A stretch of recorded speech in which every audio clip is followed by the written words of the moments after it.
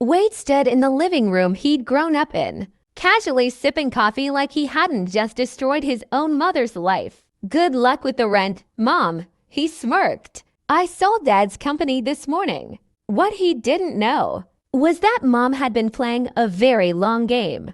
And today, she just won. If you've ever been underestimated, disrespected, or betrayed by someone who should have protected you, this story is for you. Hit that like button, subscribe, and buckle in, because what you're about to hear is the definition of poetic justice. Agatha had always been the quiet force behind her late husband's success. While people praised Henry for founding a respectable, family-run construction company, it was Agatha who kept the books clean, the employees loyal, and the operation stable through multiple recessions. When Henry passed unexpectedly, the grief was crushing.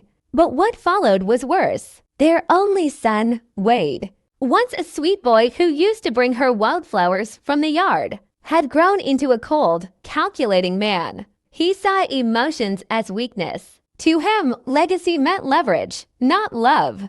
And when Henry died, Wade didn't mourn. He saw opportunity. For months, Wade played the dutiful son, checking in, helping with the company, managing meetings. But Agatha could feel it.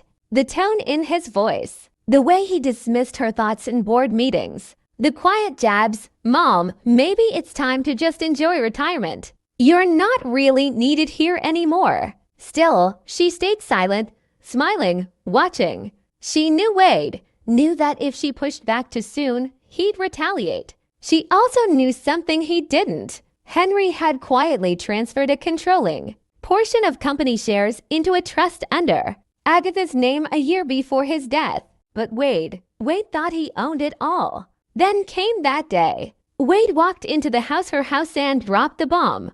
"I sold Dad's company this morning." Agatha blinked. "You? What?" He shrugged. "It's done. Paperwork signed. I got a great offer. It's not like you were doing anything with it anyway. But we didn't even talk about this." He smirked, as if she were just some deluded old woman. "You've been a burden for years. Mom, I'm not going to keep footing the bill for you to live in a museum of.